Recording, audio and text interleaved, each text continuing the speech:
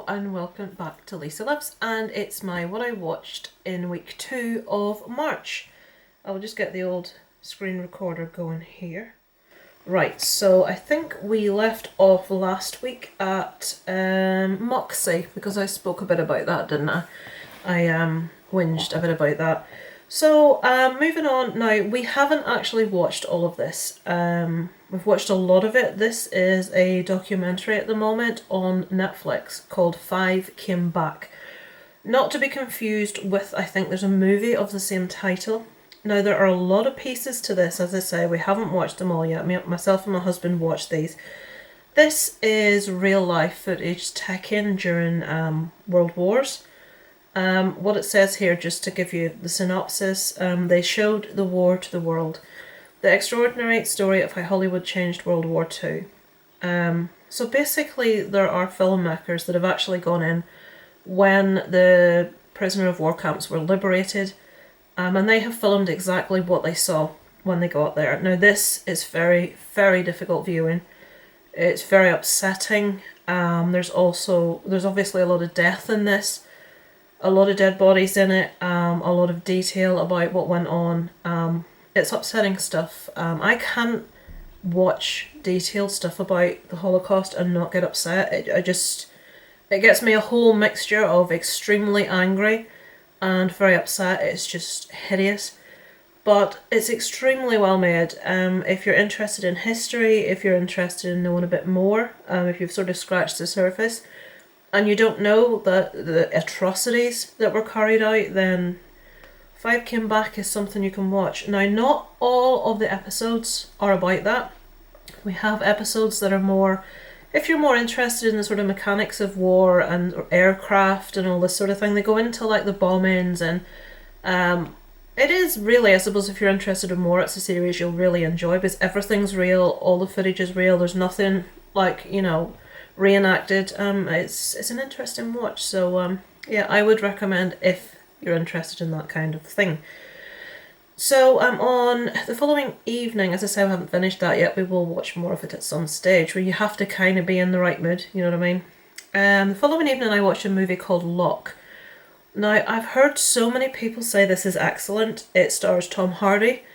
Now, a really good friend of mine hates this movie, and I'd sort of, I suppose, avoided it because I really, really disliked it. But I thought, well, I'll watch it. I've got it. Actually, he's reviewed it on here and he's gave it half a star. It's my friend Chris. I thought it was okay. This movie is entirely shot in a car. Tom Hardy plays a gentleman called Locke. His surname is Locke. He is driving from Wales to London. I'm not going to go into reason as to why, but en route on that journey, he is trying to sort out a big job that's happening at a plant he works in to do with concrete pouring. And the entire journey is him fielding calls, taking calls from his colleagues, from his boss, from his wife, from his kids, and it's basically just that drive. Something has happened, he's trying to sort out major disaster at his work, and that's basically it. I suppose you've got the film, was it called Buried, which had Ryan Reynolds. I bet I'm saying the wrong thing. Was it Ryan Reynolds that was in Buried? I'm sure it was, where the entire movie is in the coffin. Similar idea. Obviously it's not horrific or anything, but the whole movie's in the car. His acting's superb in this. His Welsh accent leaves quite a bit to be desired. I always say this, why do they feel the need to give people accents? Why can they not just use their own accent? With the amount of travel in the world these days, I can understand why years ago they had to, but now anybody from anywhere could be in any country, so let people speak with their own voices. It's really distracting if their accents are bad. I refer you to Kenny Reeves in Dracula. Just don't. It's bad. I'm sure we can suspend belief, like when we watch things about the Germans and the Nazis and they're speaking English. We don't say, well, why is he speaking English? So, Locke, it was alright. The acting was very good. I won't ever watch it again, but it wasn't awful. On the next evening, I watched No Good Deed. This has got, now I expected this to be a lot better than it was. This has got Idris Elba in it.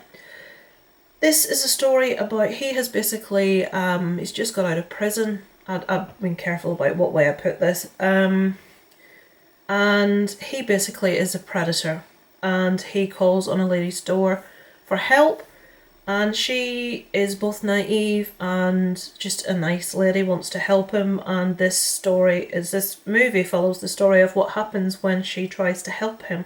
Obviously it doesn't go very well. So this is your typical, I suppose, type of home invasion movie. The acting's all very good. Idris Elba's good in it, but it wasn't as good as I wanted it to be. I've seen a lot of home invasions that are excellent. This one, although it had all the ingredients for, a really good movie, it just fell a bit short for me. I can't put my finger on why, but it wasn't that good. On the next evening, now I watched this in 2 bits. I have a habit at the minute of falling asleep in the middle of movies, so I have to watch them in 2 halves. So The Piper, I'm not even going to try, well, the Korean name's not there, we've got it in Korean, I'm not trying to even guess what that says. I really like this. This is a movie that is loosely based on The Pied Piper of Hamelin. So the synopsis says, shortly after the Korean War, a father and son are wandering through the country and make a stop in a remote village where strange and dangerous happenings occur. Now, if you've watched Asian cinema, specifically Korean cinema, you will know that it doesn't follow a very stereotypical plot line like, British or American movies would. It is a bit strange, it is a bit weird in places. You do have to suspend belief a little bit in places, but that is half of the magic of these kind of movies. I loved how they tied this to like a real fable, like the story of the Pied Piper of Hamelin. Like, I suppose it's like a story we hear as we're growing up. They have tied the movie loosely into that plot, but obviously expanded on it and added much more into there. I, make no secret of the fact that I love Asian cinema. I just think they've got something special. I really enjoyed this, although I will say it won't be everyone's cup of tea. But if your mind is open to something a bit different and you do enjoy, as a rule, Asian cinema, definitely check out The Piper. It's well worth a watch. I give that a 3.5 out of 5. Okay, so next I've got listed there The Map of Tiny Perfect Things. This is one I actually watched a couple of weeks ago, but I forgot to put it down on my list, so we've added it today. Now, Palm Springs is one at the moment that a lot of people are talking about. It's the whole modern premise of Groundhog Day, where people get stuck in the same day repeating. You've got the aspect of sort of a romance going on, you have comedy. I wasn't a massive fan of Palm Springs. I thought it was okay, but I didn't love it the way everyone else seems to. Now this one, The Map of Tiny Perfect Things, it's a very similar concept. A guy and girl are both stuck in the same day. They think they're on their own, and little things happen that make it clear to one of the two, hang on a minute, is this person also in the same position I am? They're trying to make sense of why.